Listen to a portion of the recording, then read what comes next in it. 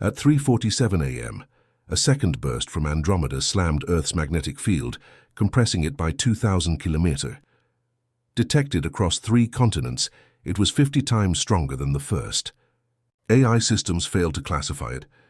This wasn't just a cosmic signal, it was an event, and Earth just felt the impact, the return signal, the arrival of Wave 2. At 3:47 a.m. Eastern Time, radio arrays near Manitoba, Canada, lit up with an alert unlike any in recent memory. The raw intensity was enough to trip safety thresholds. Within seconds, confirmation rolled in from observatories in New Mexico and Western Australia. All 3 instruments pointed to the same origin in the Andromeda galaxy, just like they had 18 months ago. But this time it was different. The burst wasn't just stronger, it was staggering. 50 times brighter than the first, sustained for a full 3 seconds. For any fast radio burst, that duration is nearly unheard of. Most fast radio bursts flash and vanish in milliseconds. This one stayed, and in doing so it immediately rewrote expectations. Automated AI filters trained on thousands of past events couldn't categorize it. The classification system simply failed. This wasn't just an anomaly, it was off the map. It didn't match any astrophysical signature in the system's memory. The detection wasn't quiet. The raw data stream flooded internal networks, forcing manual override. "We thought it was a glitch," said Dr. Helena Cruz, systems operator at the Canadian Array. "But 3 locations simultaneous, that's not noise." The story begins here, not with a theory, but with a blinding 3-second pulse from 2.5 million light-years away. And in its wake, a pattern was reborn. A signal once written off as random now had a sibling. Something was repeating, and it wasn't just coincidence. "Every rule of deep space radio says this shouldn't happen," said Cruz. And yet, it did. Ghost echoes revisiting Wave 1. The story of Wave 1 begins on a cold morning, January 17, 2024, marked in archives as FRB 24117. At the time, it was just another entry in the growing catalogue of fast radio bursts, short, bright, and easily forgotten. It lasted 5 milliseconds, carried no repeat pattern, and showed no standout traits. Astronomers logged it, published it, and moved on. But everything about that first pulse feels different now. When Wave 2 arrived in October 2025, scientists reopened the data. This time, they didn't just study the radio signature. They pulled magnetospheric records, satellite telemetry, and ground-based readings. Buried in that archive, exactly 8 minutes after the 2024 event, was a faint, unexplained flicker in Earth's magnetic field. At the time, it drew no attention. The blip was minuscule, a few nanoteslas of deviation on one of NOAA's polar monitors, but with hindsight its timing was too perfect, the correlation too clean. It was as if Earth had flinched in response to something cosmic brushing past. "It didn't fit the profile of a solar flare," said Dr. J. Kim of the Goddard Space Flight Center. "No sunspots, no coronal mass ejection, yet there was this pulse right after the burst. What once looked like random noise now forms the first note in a pattern, a whisper before the shout." 2 signals, 18 months apart from the same Andromeda coordinates, forced scientists to admit this wasn't coincidence.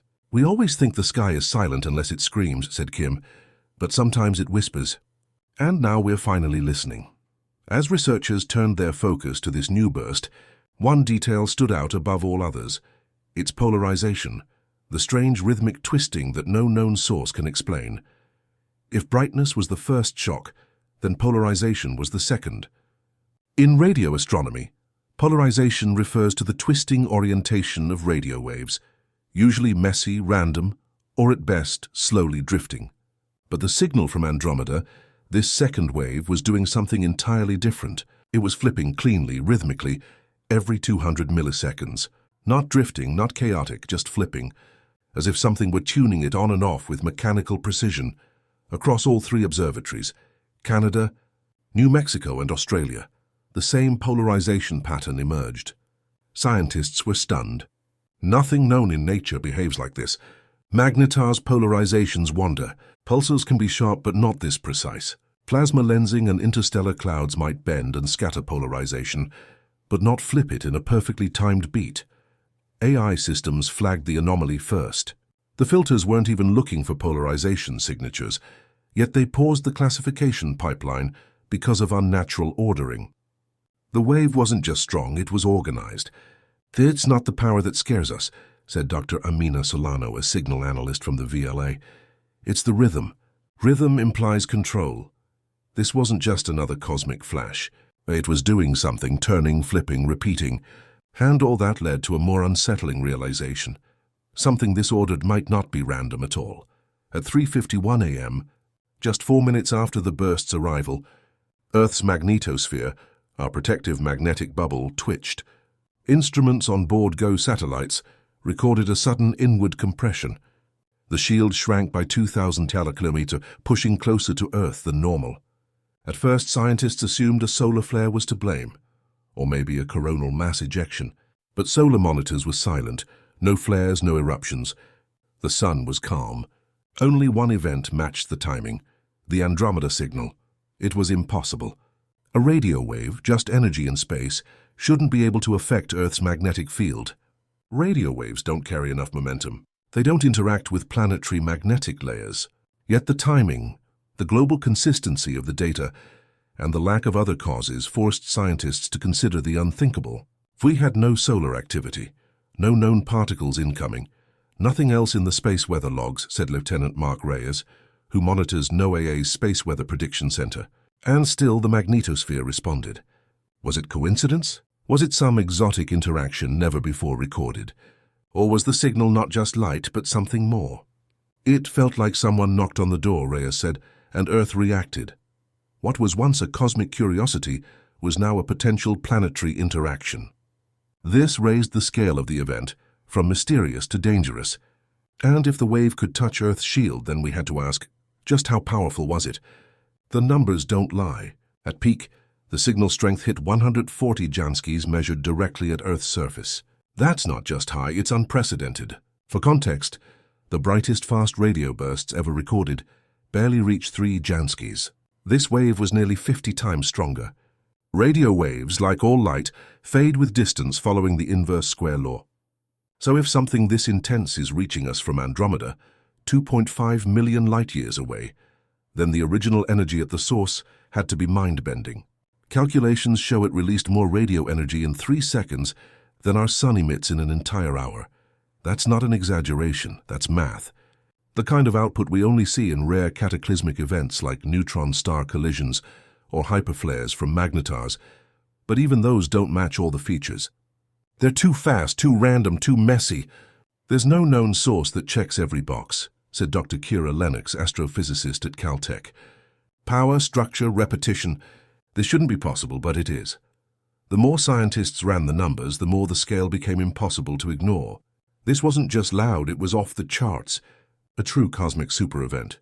And that led to the next question. Was it just energy or was it language? What finally pushed this event beyond the edge of normal wasn't the brightness. It was the structure. Within the 3-second pulse, scientists detected timing clusters, tiny pulses within the wave.